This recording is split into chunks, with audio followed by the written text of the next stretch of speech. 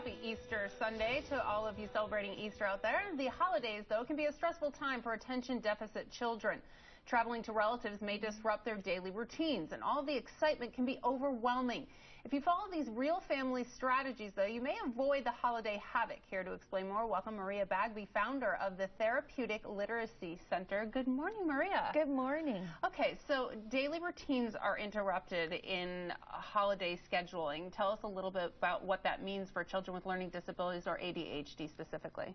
Well, these children thrive on predictability. Their inner world is less predictable, so their external world depends on the adults around them. Okay, and we as parents can do things to help control that, even though things may be, a little bit disheveled during the holidays. You have some very specific tips and family plans that we can work through to help make the children more comfortable and make it better for the whole family. So let's start with those. You talk a little bit about planning ahead. I do.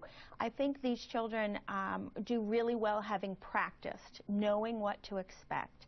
I even go as far as building little clay figures about what order and disorder look like, so they can talk about that ahead of time. If we don't have clay, drawing a picture of it or role-playing it, so they get an idea of this is what it looks like when it's not orderly, and this is what it looks like when it is, and how to create that in themselves.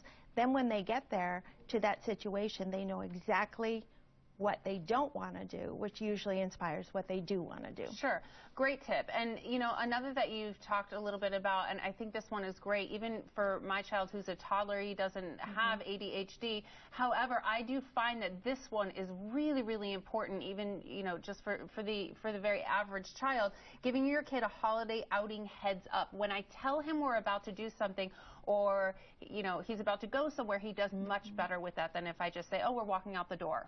What does it mean for these kids with ADHD? Again, it's that predictability and control.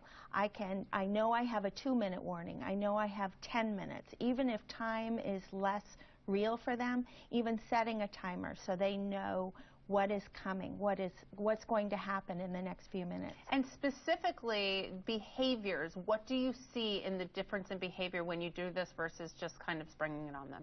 It's a sense of control. They have a more difficult time, again, controlling internally, so that external environment where they can predict what's happening in 10 minutes, even though they can't predict the regular routine. So in terms of the behavior, you might get more outbursts or that sort of thing if you're not really sticking to the schedule. Right. Surprise and shock takes away that sense of control internally. If you do need to calm your child, what are some of the calming techniques with these children specifically? Again, practice them ahead of time. They don't have a real strong pause button, and so practicing what a pause button looks like, or breathing techniques, or even just rubbing their hands together so that they have a sense of that sensory input. Okay, we only have a couple seconds left, but you also talk about giving your child a job, and I know that that's important, even just going to the grocery store. Again, with the average child, for these children, that's even more important.